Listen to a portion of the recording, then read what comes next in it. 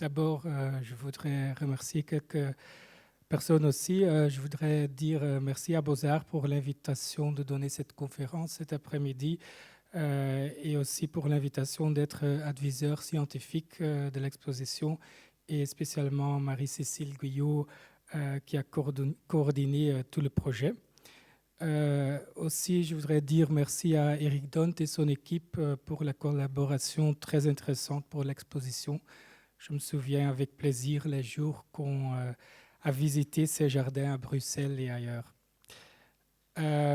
Ik wil ook een aantal mensen bedanken die voor mij gewerkt hebben op het oeuvre van Jean-Camil Claes en wiens werk een belangrijke bron was voor deze tentoonstelling en ook voor mijn doctoraatsonderzoek.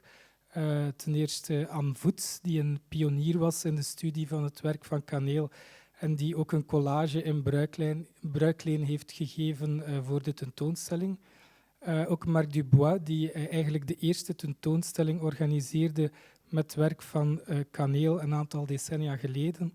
En die ook belangrijk onderzoek deed over het huis en de tuin van Camil in Oudergem. En last but not least, Dorothee Imbert van Ohio State University, die in 2006 een boek uitgaf over Camil. Now I'm going to switch to English so I don't have to say everything twice. The title of my lecture is Forms of Gardens to Three Landscape Architects. And I will talk about the work of three generations of landscape architects who were important for the history of gardens and designed landscapes in Belgium. Jules Buyssens, Louis van der Swaelmen and Jean-Camil Claes. The title could also have been Four Landscape Architects, and I could have added Eric Dont as their contemporary counterpart, but I felt more comfortable talking about landscape architects that are already dead. But of course, at the end of my talk, I will say a couple of things about Eric's work as well, because I think the three landscape architects I discussed today have been an important influence on landscape architects today. I will also limit the time frame to the period between 1900 and the Second World War, because I think this is a very important period for the development of landscape and garden architecture in Belgium. And because we only have a limited amount of time, I will also leave out the work of René Pécher, who was a contemporary of Jean-Camil Claes and who was one of the most important landscape architects in Belgium, especially after the Second World War. Okay, the first landscape architect, Jules Buyssens. It has often been observed that Belgium is a country of individual houses and gardens, and this is an image of a model house for workers on the World Exhibition of Brussels in 1910, with a garden designed by Jules Buyssens. And of course, this house and garden were far too large for the budget of the worker population, but it illustrates that the individual home with a garden inspired by the English cottage was a dream for everyone, even for those who couldn't afford it. And this home and garden ideal was also embedded in the broader socio-economical situation in Belgium that aimed at spreading the population over the territory instead of concentrating them in the cities by means of a system of cheap house loans and cheap railway tickets. This is a map of the national and local railway system in 1911, and as you all know, Belgium had at one point the densest railway network in the world. And the idea was that people could live in the countryside but work in the cities or the industrial centers, which caused suburbanization that was much more outspoken than, for example, in Holland or in France.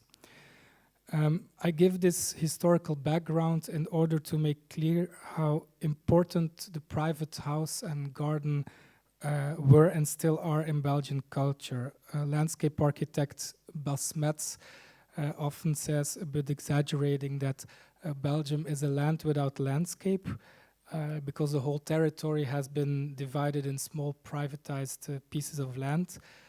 And I would say, exaggerating a bit in the other direction, that Belgium is a land with a landscape of gardens. And the individual garden can be thought of as a kind of stepping stone towards the landscape. So in my talk, I will also say a couple of things on the relationship between the garden and the landscape in the work of the three landscape architects I'm going to discuss. Out of the project for the model garden on the World Exhibition of 1910 grew the idea for the association Le Nouveau Jardin Pittoresque, an association for the renovation and vulgarization of garden art, as they called themselves. And it was founded by Albert van Billoen, who was the director of the ASLK, the bank that built the model house on the World Exhibition, and Jules Buyssens. Jules Buyssens had a flourishing practice as a landscape architect and a horticulturalist in Uccle. And he was the inspector of the Park Service of Brussels between 1904 and 1937. And with the association Le Nouveau Jardin Pittoresque and its journal with the same name, Buyssens wanted to promote the new picturesque garden, as the title indicates. But what actually was this new picturesque garden? On the one hand, it was a reaction to what they called the style paysagère, also called the English landscape style, which had its origins in the picturesque landscape designs in Britain from the 18th century onwards. But this style paysagère had during the 19th century become a formula, a kind of banal version of the original of the 18th century. And Louis van der Swaelmen, who was also a member of Le Nouveau Jardin Pittoresque, called these parks and gardens une tarte à la crème entourée de macarons. On the other hand, Le Nouveau Jardin Pittoresque was also a reaction to the return of the geometrical garden, especially in France. This is a page from the book Le Nouveau Jardin, written by André Vérat, who is often considered as the father of the modern garden in France. And we see a very geometrical and almost symmetrical garden. And the name Le Nouveau Jardin Pittoresque was actually a reaction to the title of the book of Vérat, Le Nouveau Jardin. For the model of the new picturesque garden, Buyssens and his colleagues at Le Nouveau Jardin Pittoresque looked again to England, but not to the often imitated landscape style, but to the wild garden instead. And this wild garden was developed by William Robinson at the end of the 19th century. And it was a rather informal garden with borders of native and exotic plants that were often winter hard, so they didn't have to be replanted every year. And it was also a type of garden that could be realized in small gardens as well. And the idea of popularization of garden and gardening with people with more modest gardens also came from Britain, where all kinds of garden magazines existed at the time. And of course, it is the question why Le Nouveau Jardin Pittoresque was so keen on the popularization of gardens and gardening. And I think there were several motives. On the one hand, there were people like Louis van der Swaelmen, who stressed the social and the moral role of the garden, and who was interested in the garden city and public parks, and who wanted, within the framework of Le Nouveau Jardin Pittoresque, to found a committee to study the idea of gardens for workers. And on the other hand, there were people like Jules Buyssens, who had a commercial practice as a landscape architect, and for him, Le Nouveau Jardin Pittoresque was also a device to make publicity for his own business. And he also knew that in the interbellum, the market was changing rapidly. A large part of the aristocracy and the haute bourgeoisie, for whom he designed gardens and parks before World War I, were selling their grounds, making place for allotments with houses for the lower bourgeoisie and the upcoming middle class. So Buyssens had to sell also designs and plants for more modest gardens. but of course not so modest that they didn't need a landscape architect or a horticulturalist. And very popular these days, those days were rock gardens that were planted with specific alpine plants that were imported from Switzerland often. So this new picturesque garden was smaller than the English landscape-style park from the 19th century, but still complex and expensive enough for the owner to distinguish oneself from the lower classes. This is definitely not a worker's garden, as you can see.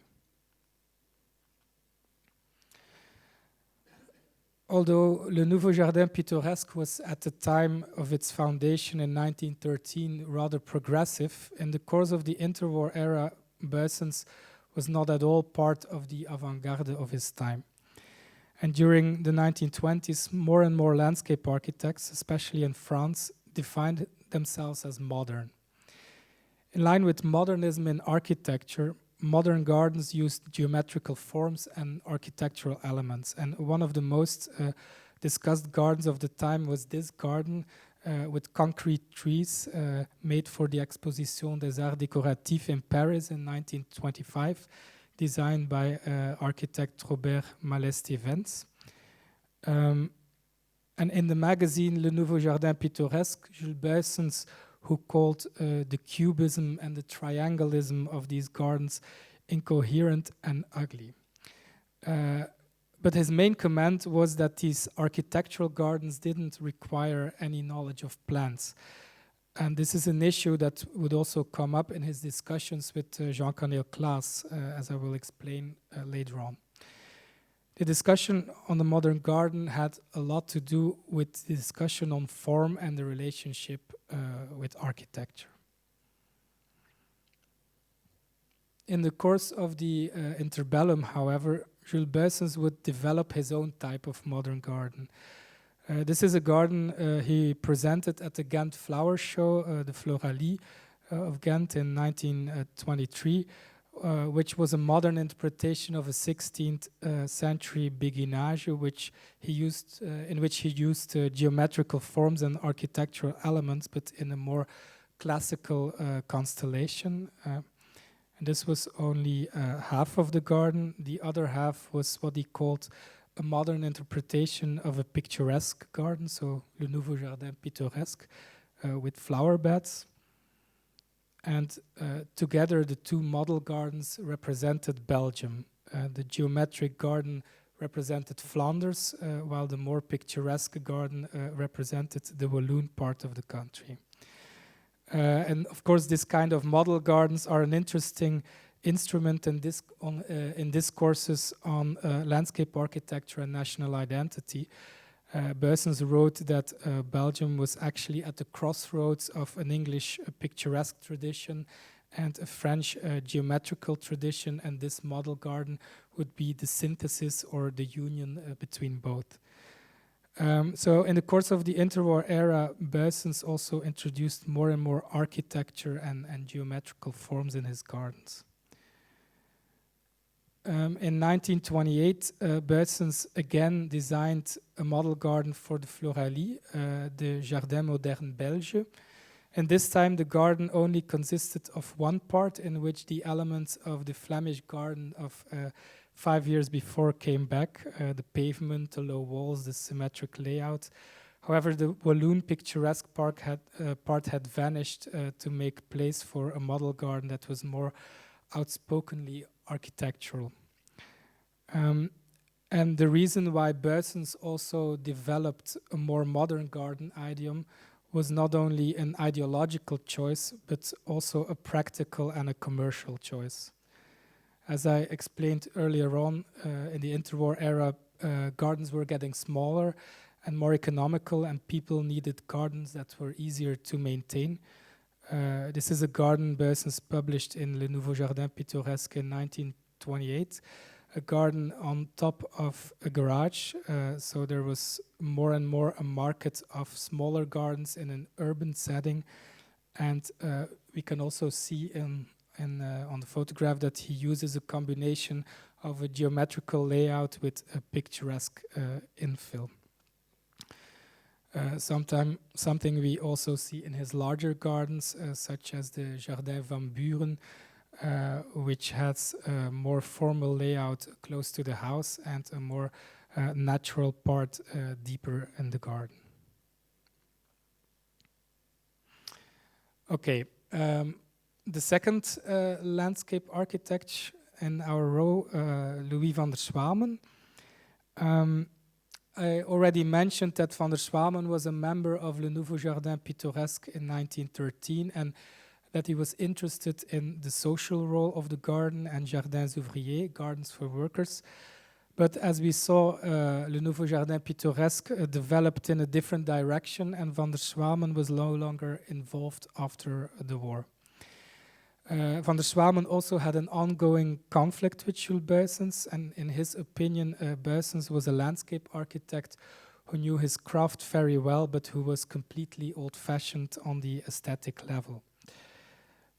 And one of the main differences between van der Swaelmen and the other members of Le Nouveau Jardin Pittoresque and in the early area was that van der Swaelmen didn't oppose the new picturesque or the wild garden to the geometrical garden, but he combined from the beginning he combined both from the beginning in a type of garden that he called the geometric picturesque garden. For example, in this design, the garden is divided in two parts by a geometrical part next to the house, which is situated here.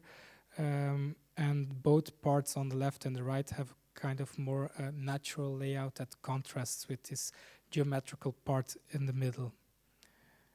Another example is the garden of the castle of Meldert, which still exists today, which had a more formal geometrical layout around the castle and a more natural one at the edges next to the adjacent forest. And in contrast with some of the examples of wild gardens that we saw before, van der Swaelmen played with the contrast between this geometrical framework and the borders with wild vegetation. Well, it's not so clearly visible on this picture, but this is kind of contrast between this geometric pattern of paths and the wild vegetation. But one of the most important differences between van der Swaelmen and his colleagues was that his thinking and designing did not stop at the borders of the garden or the park. For him, the garden was, as he wrote in 1913, le trait d'union entre l'architecture et le paysage naturel, the connection between architecture and the natural landscape. And this interest in what lies beyond the border of the garden also brought him to the city. And he was very much interested in the issue of parks in urban environments. And his transition to a larger scale, however, only came during World War I when he moved to Holland, and there he met Hendrik Berlage, and he also got acquainted with British architects and town planners. And also in Holland he wrote Préliminaire d'art civique, which was meant as a handbook for the reconstruction of Belgium, but actually it was one of the first elaborate books on urban planning in general. And in this book, van der Swaelmen inserted his ideas on landscape architecture in a larger urban planning framework. And upon his return to Belgium, his work field had expanded from the garden to the city. And one of his most well-known realizations was the Cité Jardin, the garden city of Le Logis Floréal, for which he did the landscaping. And this plan, the layout of the street and the built areas, took into account the topography of the landscape. So the houses and public green formed a kind of harmonious whole, which is, of course, still today worth a visit. Logis Floréal has a kind of green infrastructure that structures the whole area. So differences in topography, for example, mark the difference between the streets and the paths for pedestrians. And also the system of paths, which are often marked by trees also make the connection to the surrounding landscape. So Van der Swaelmen's work, and especially Le Logis Floréal, situates itself somewhere on the threshold between landscape architecture and urban planning, which was also the reason why he was invited to teach at the ISAT, the Institut Supérieur des Arts Décoratifs in La Cambre, which was in the interwar era the place where progressive architects and artists were teaching. And this is where he met Jean Camil Claes, the last landscape architect I'm going to discuss. Jean Camil Claes was the first student to obtain a diploma in landscape architecture at La Cambre, and he was, of course, very much influenced by the modernist architects that were working and studying at La Cambre. The modern garden, according to Camil, this modern garden would be in the first place a functional garden that freed itself from conventions. And as was the case with Van der Swaelmen, Camil had a kind of ongoing polemic with Jules Buyssens. And when Camil's Jardin Fonctionnel was first introduced in the architecture magazine Bâtir in 1933, it was placed in opposition to a garden of Jules Buyssens. So these are two extracts of the same issue of Bâtir. On the left we see the garden of Buyssens, which is presented as a type de jardin de goût anglais. We see kind of picturesque or new picturesque garden that almost climbs onto the walls of the garden of the house as a kind of rock garden. And on the other side, we see the garden of Camil's own house, Le Jardin Fonctionnel, of which we see only a series or a row of poplar trees in the distance as a kind of extension of the house. This is an axonometric drawing of Camil's own garden, which is also on display in the exhibition. And the house of which we see the ground floor plan here is designed by Louis Herman de Koning. And the photo that we saw before, so this photo is actually taken in this direction, along the house onto the driveway with the poplar trees and a screen of ramblers climbing roses. On this drawing, we see that the garden is meant as a kind of extension of the house. It is a kind of extra room with walls in which the house is placed. And this open plan of the house is actually extended into the garden, which was actually a very new thing at the time. So returning to these images that I showed before, the functional garden was a completely different kind of garden in comparison with the picturesque or new picturesque gardens produced before. And for Buyssens, the plants and not the architecture were the founding element of the garden. So the title of Jules Buyssens' article is L'art de planter. Camil, on the other hand, used plants as a kind of architectural element. And these were two conceptions of the garden that were opposed to one another in Bâtir, but were also connected with two different conceptions of the profession of the landscape architect. The jardiniste planteur, the gardener planter, which was Buyssens, and the architecte jardiniste, the architect gardener, who was Camil. Modern architecture did not only influence the way Camil designed his gardens, but also how he represented his gardens in drawings. And in 1937, Camil would be one of the founders of the Association Internationale d'Architectes Jardins Modernistes, who set out some basic rules how a modern garden should be made.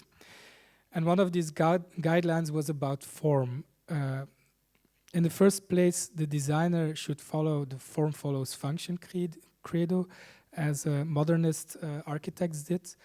And also there was kind of preoccupation with la plastique pure, the pure form. And the axonometric drawing that was used until then only in architecture was the perfect medium to express this idea of plastique pur. In most of his drawings, flower beds are turned into abstract geometrical volumes, such as flower beds, these flower beds next to the house and in the back of the garden. But this drawing, however, in this drawing there is actually still a mixture between the classical representational means of landscape architecture, the gouache that gives an idea of the texture and the materiality of the vegetation on the one hand, and the more architectural axonometry on the other. And on the drawings and the exhibition that are shown in the exhibition, we see all kinds of intermediary forms between realism and abstraction.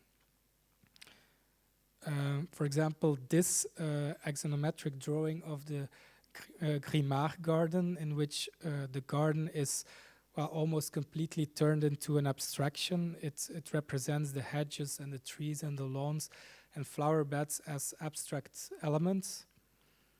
And this is even more outspoken in the collages, in which the elements of the garden are abstract forms cut out of colored paper, making a composition that seems to be floating in space. And of course, it's not difficult to see the resemblance between these axonometric collages and the work of the Russian constructivists or the De Stijl movement in Holland.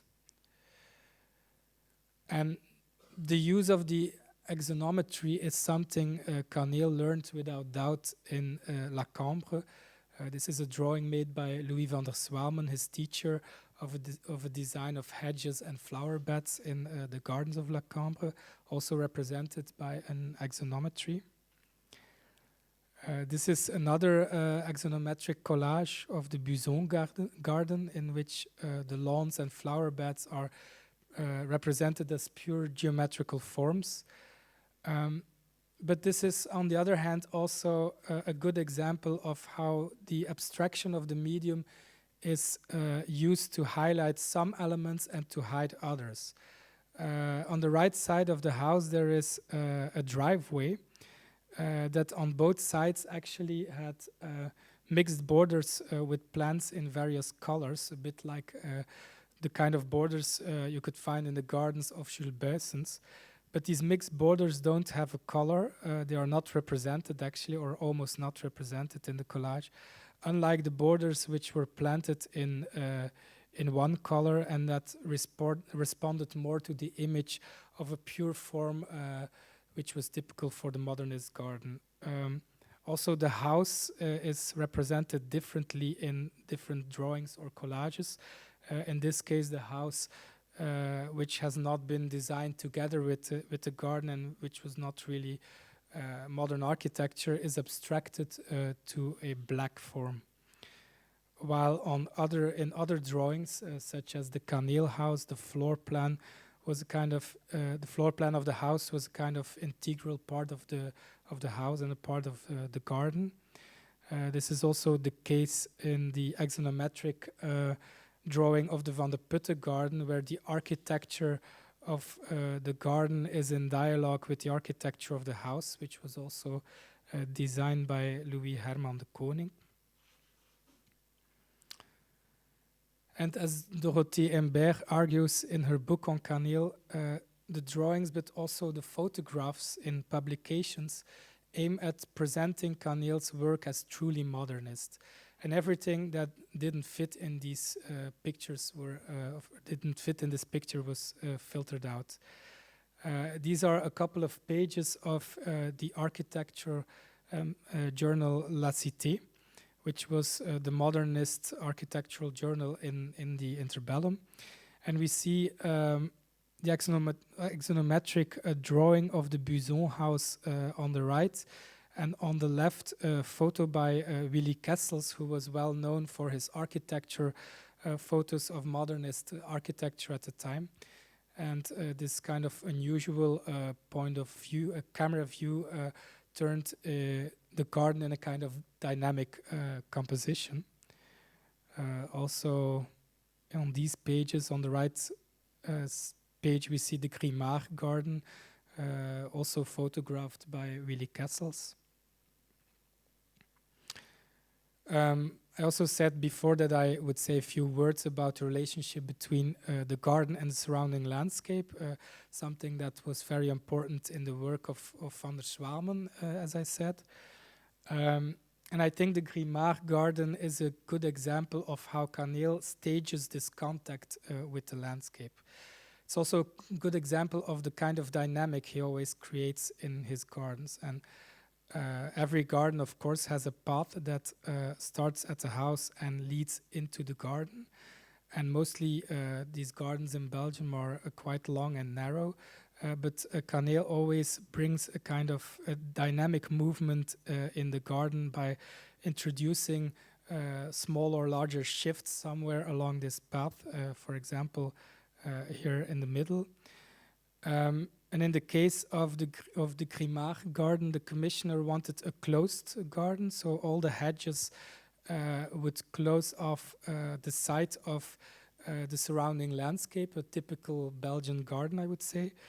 But Camil invented this kind of zigzag structure with openings in the opposite direction. So in this direction, the garden is closed, but in this direction, the garden is open. So when returning along this central path or on the lawn, one would have views on the landscape in the other direction. Another good example is the Heeremans garden. That is, in fact, a kind of promenade architecturale that starts at a terrace of the house, a house that was designed by Huip Hoste, and that winds into the garden so here, and then continues to a kind of semicircular room that looks out on the landscape.